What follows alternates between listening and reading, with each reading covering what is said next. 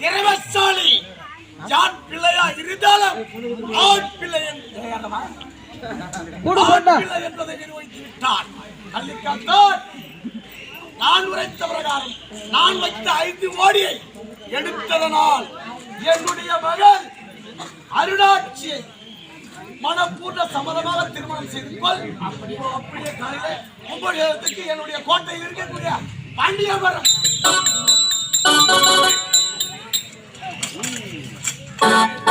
ஒவ்வொரு ஆணின் வெற்றிக்கு பின்னிலும் ஒரு பெண் இருப்பாள் என்று உரைப்பார்கள். நிச்சயமாக இந்த வன்னிய மரத்தை எடுப்பதற்கு எனக்கு உதவியாக இருந்தவள் இதோ இந்த மாணவராயனுடைய மகள் அருணாட்சி தான். அவள் இல்லை என்றால் இந்த வன்னிய மரத்தை என்னால் பெற்றிருக்கவே முடியாது. சூரியன் உதயமாக காத்துக் கொண்டிருக்கிறான். அதற்குள்ளாக கும்பாபிஷேகம் செய்து முடிக்கிறேன் என்று வாக்குறுதி கொடுத்திருக்கிறேன். இப்பொழுதே கள்ளிக்காட்டுக்கு புறப்படுகிறேன். அமருக்கு கும்பாபிஷேகம் செய்ய வேண்டும். புறப்படுகிறேன்.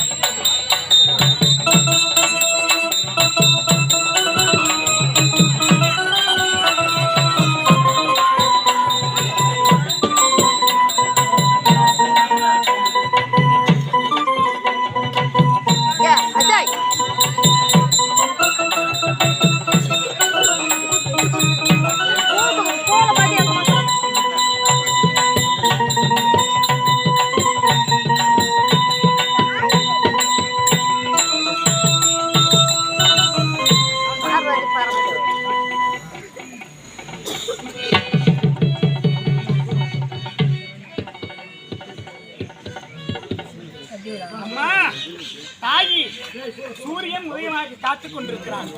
கும்பாபிஷேகம் செய்து முடிக்கிறேன் என்று கும்பாபிஷேகம் செய்யலாமா தாயே? ஆண்டவா, உன்னிடத்திலே கொடுத்த வாக்குறுதியின் பிரகாரம் உனக்கும் ஒரு ஆலயத்தை எழுப்பி இதோ கும்பாபிஷேகம் செய்ய காத்துக் கொண்டிருக்கிறேன். சம்மதமா? மகனே கள்ளிக்கத்தான், நான் உரைத்தவாறே எனக்கு ஆலயத்தை எழுப்பி விட்டாய். ஆலயத்தின் வாசலிலே வன்னிய மரத்தையும் வைத்து விட்டாய். அன்று ஒரு நேரத்திலே நான் என்ன கேட்டாலும் செய்து தருவேன் என்று சத்தியம் செய்தே அல்லவா? ஆம் தாயே. தாய் போல் கேட்கலாமா? அம்மா, முன்பு உரைத்துதான் நான் செய்த பாவம் என்னோடு முடிந்து விட வேண்டும். எனக்கு பின் என் மகனையோ என் பேரனையோ பின்வரும் சந்ததியினர் யாரையுமே பாதிக்க கூடாது. நான் செய்த பாவம் என்னோடு முடிந்து விடுவதால் நீங்கள் இளையத்தான் செய்து தருவேன் சத்தியம். அப்படியா? மகனே கள்ளிக்கத்தான், உள்ளாவையும் மணிக்குடலையும் அறுத்து அரண்மனையை கொடுத்து சமைத்து என் அடிமடியில் கட்ட வேண்டும். இது என்ன விபரீத விளையாட்டு?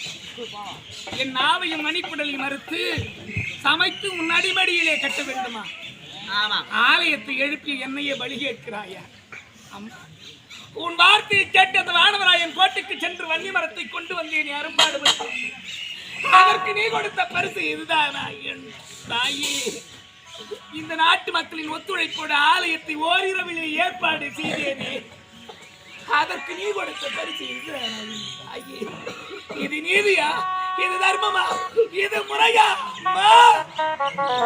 கள்ளிக்காத்தான் உன்னுடைய உயிரை கொடு என்று கேட்டிருந்தார். என் உயிரை கொடுத்திருப்பேன் என் தாயே. சூசகமாக என் மணிக்குடலையும் நாவையும் கேட்கிறாயே. இந்த பூலோகத்தில் பிறந்த யாருக்கும் கிடைக்கிறது அரியதொரு பாக்கியம் எனக்கு கிடைத்தது என்று பெருமைப்பட்டேன். இந்த தெய்வத்தை நேரிலே காணக்கூடிய ஒரு பாக்கியம் கிடைத்ததே என்று பெருமைப்பட்டேன். ஆனால் என்னையே பலி கேட்கிறார். செய்து கொடுத்த சத்தியத்தை தவறவிட்டான் இந்த கள்ளிக்காத்தான் என்று நாட்டு மக்கள் கூடாது. ஆகையா செய்து கொடுத்த சத்தியத்தை காப்பாற்ற உங்களுக்கு வேண்டியது என் மணிக்குடலும் நீ உரைத்தபடியே உங்களிடத்தில் நான் வாக்குறுதியை கொடுத்தபடியே மணிக்குடலில் நாவியும் சமைத்து அருளாட்சி ஒரு நாள் வாழ்ந்திருந்தாலும் ஒரு நொடி வாழ்ந்திருந்தாலும் உண்மையாகவே என்னை நேசித்திருக்கிறார். மனதார மாற்றானை நினைத்தாலே கற்பு போனதற்கு சமம் என்று வாழ்ந்தவர்கள் நம்முடைய முன்னோர்கள். உண்மையாகவே உன்னை மனைவியாகிய நேசித்தேன். அப்படி நீ என்னை கணவனாக நேசித்தது உண்மையானால் என் மணிக்குடலையும் நாவையும் சமைத்து இந்த தாயின் அடிமடியிலே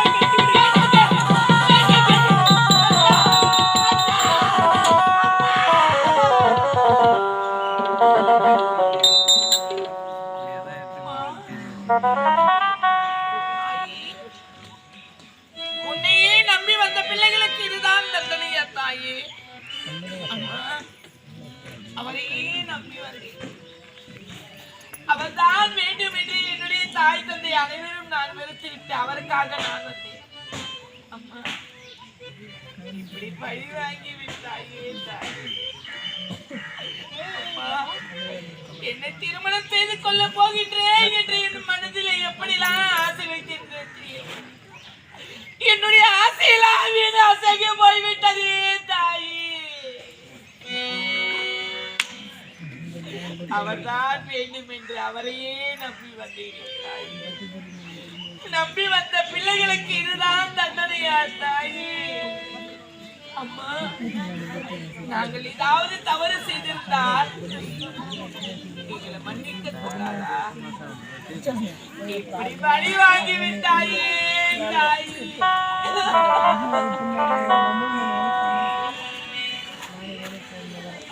அக்கா, உன்னையே நம்பி வந்த நீ என்னுடைய தாய் தந்த வேண்டாம் என்று உன்னை நம்பி வந்த என்ன இப்படி நதி நீதியிலே என்ன அனாதையாக நிற்க வைத்திருந்தாயே.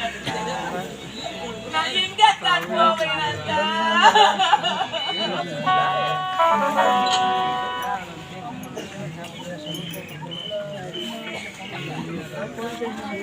உன் முகத்தை நான் பார்க்க முடியாத ஆகிய உன் இடத்தில் ஒரு வார்த்தை நான் பேச முடியாத பாவியாகிவிட்டேன்.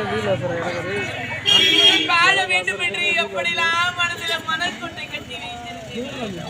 என்னுடைய மனக்கொட்டையெல்லாம் மண் கொட்டை தெரிந்து போய்விட்டதா?